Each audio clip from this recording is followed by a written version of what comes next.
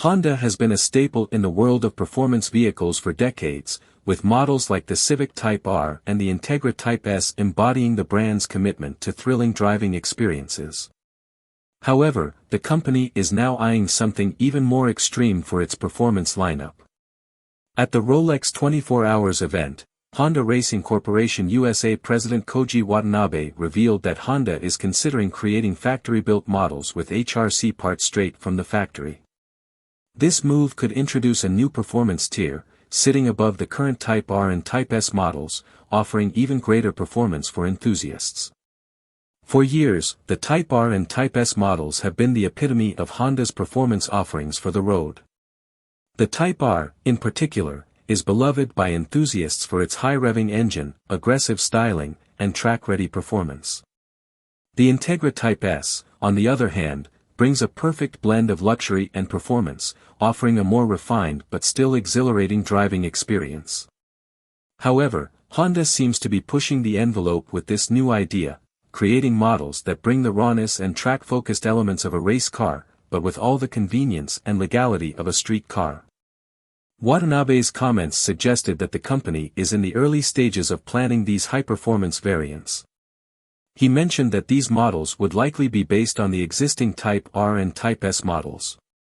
However, the big twist is the inclusion of HRC's racing technologies and performance parts right from the factory. The goal is to deliver a car that has the heart of a race car, but with all the necessary tweaks and adjustments to keep it street legal, which would allow it to be driven on public roads without compromising on safety or practicality. John Ikeda, HRC's senior vice president, explained further, describing the potential new model as something that would sit perfectly between the road-focused Type R and Type S, and the track-ready race cars. He painted a picture of a vehicle that would be so focused on performance, it might be just on the edge of being too extreme for everyday use, a car so raw and exciting that it might even push the limits of what is acceptable for a daily driver. However, it's important to note that while the excitement surrounding this idea is palpable, this new high-performance model is not something we'll see on the streets in the immediate future. There are significant challenges that Honda must navigate, particularly concerning safety regulations. As Ikeda pointed out, the process of certifying the various HRC upgrades and performance parts for road use is still a major hurdle. Additionally, it remains unclear exactly which modifications and enhancements will be approved for street use by regulatory bodies.